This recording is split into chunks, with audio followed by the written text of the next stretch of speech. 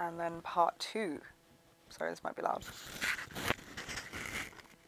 Part two of what I'm like sitting here going through and preparing for is the way that we have experienced life so far, with codependency and people pleasing being our main defense strategy that we utilized as a system. Not that all individuals in here utilized all the time, but as a host, the ones that I have grown up performing, and having drilled into me as the only measure of safety.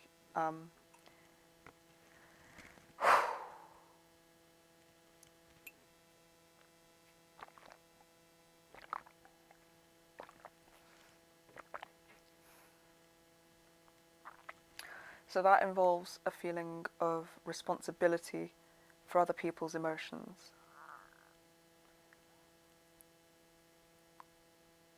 To the point where I have learned always to self-abandon to keep us safe and prioritize everyone's emotions over ours.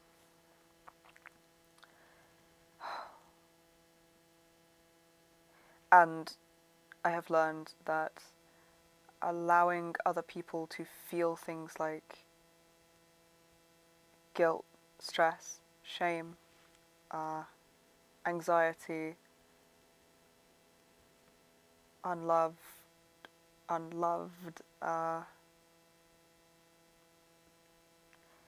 anything uncomfortable. I've learned that that is the worst epitome of the thing I can do, and that I must do anything, including abandon ourselves, to prevent that from happening.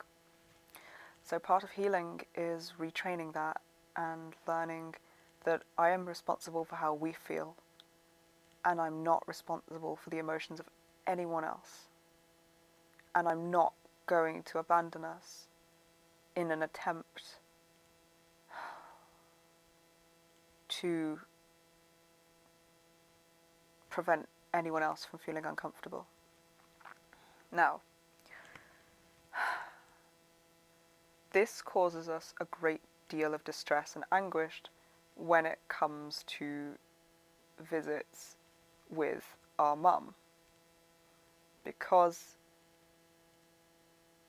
I think she does struggle with anxiety. I know that she struggles with a lot of the things we struggle with. I know that the time she comes from, none of this was known or talked about, so she was not given the tools to deal with any of this in a healthy manner. And I fucking hate the idea of her feeling uncomfortable or stressed, or like the way we're behaving shows a lack of concern and love, when really I think it's the most loving and kind thing we can do to allow someone to feel uncomfortable, where they can learn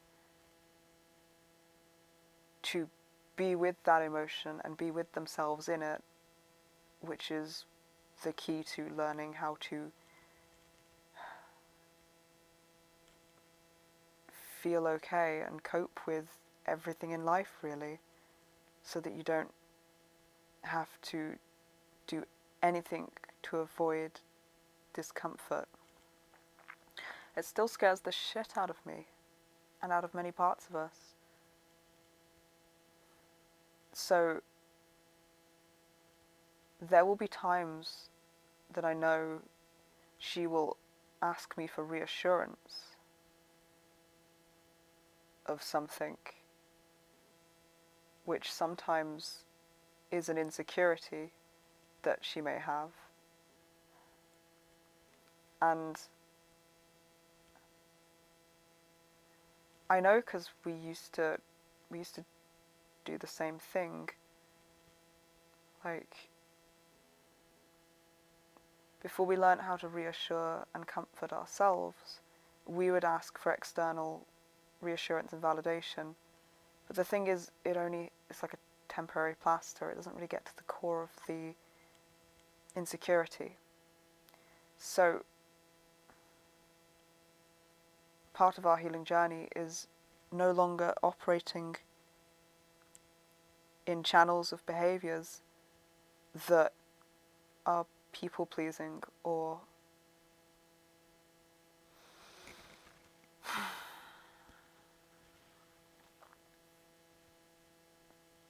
prevent and placate sort of modes. And this means that whenever we do see Mum, there is a high likelihood of difficult conversations that are new to all of us, new to her, and filled with uncomfortable emotions that none of us have ever been taught how to navigate. And that we learn how to navigate as we go and as we're in it. As we feel a very strong pull to both avoid these emotions on our end and protect her from them. And we resist both of those pulls and instead just go for authentic, honest communication, which means if something, say, was brought up as a seeking of comfort or reassurance like we've done in the past, instead of providing that comfort and reassurance, I would be like, so I notice what I hear from you is that you maybe feel insecure about this. Is this something you worry about or you see in yourself? And, you know, helping to bring the awareness of that to her as it's been brought to us by the people around us, by our therapist, and then explaining why we're doing that, and that the whole thing about like how we may be prompted to seek external reassurance for our insecurities, but it doesn't actually help, and what helps is providing that internal reassurance to ourselves and providing that internal reparenting, really, which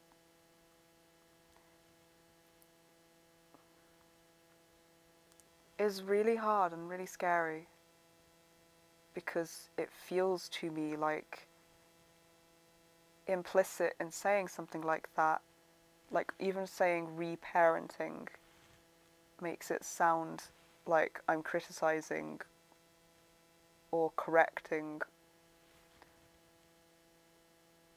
her parenting. And I think that always society is going to learn and grow, and information on how psychology and how the brain works, how the nervous system works, is going to come to light more and more. So we're kind of consistently, it's like an update patch, you know, like software update that her parents didn't have to give to her, that she didn't have to give to us, that we're only just learning. So I don't think there is anything inherently wrong or shameful about having to update our software whenever new information becomes available. But because of the intricate dynamics of trauma and the shame, blame, guilt reflexes and cycle and like the toxic shame that lives in all trauma survivors, it can be very hard to let go the perception of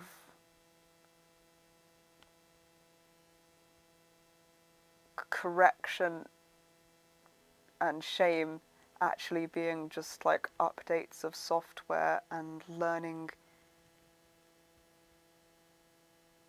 the tools that we were never supplied in a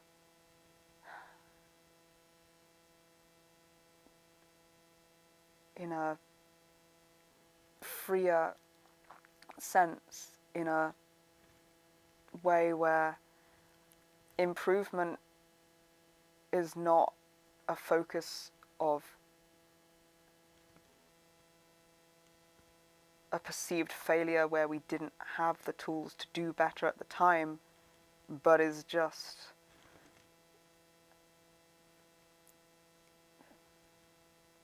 a way to learn and grow, and if we can replace judgment there with curiosity about like how we work, why we have the tools we have, what happened in our lives, in our childhood, to teach us to respond that way.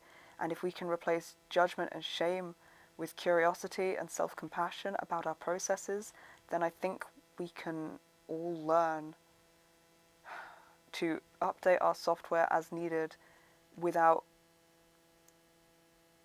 like, I guess, glitching out into having, like, malware run because we noticed that our software was out of date and we should have done better, even though the update wasn't even available some years ago and the people that could have taught us didn't necessarily have it or know about it. So that, I believe very strongly about this, and I feel very strongly about this, and I know we're right. And also, because of trauma and the dynamics of it, and the EXEs and the malware and the processes that are instilled in us, and the intense emotional responses, and all parties having inner child wounds, in practice, these conversations are really hard and really scary. And I think about them a lot before we have them. And I think this is one reason why we just ended up recording some shorts and sharing them, because it's like, it's a similar kind of practice of like, there's a time limit on, there's only 60 seconds to have this filmed. It's live, sort of, so it's like happening in the moment, and you gotta not freeze up even though all of that's happening. You gotta not think about like the parameters you're within and freeze because of them. You gotta somehow like be aware enough of the parameters to let go of the parameters and respond naturally to them. And I felt like it would be helpful practice, and I think it was a bit. But really the only practice I get is doing it every encounter and having the difficult conversations and finding ways to center our experience and prioritize our feelings when talking about everything, while holding space for compassion and understanding of all parties and why things were the way they were and are the way they are, without allowing shame and judgment cycles, which are sort of predominant. That is a good word, but it's not the one I'm after. Like, predisposed to run.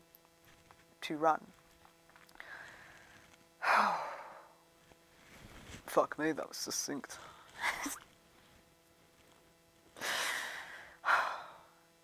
Thank you. I feel a little bit better, actually. Having been able to explain it in such a way, and it not just rattling around as millions of unconnected tangents in my brain. That was pretty fucking interesting to just sit back and watch and listen to be honest. Oh god, I want to hide. Is this why you're just like, don't compliment me? No, never. I have many different and far more evil person reasons. I have no idea what you're talking about.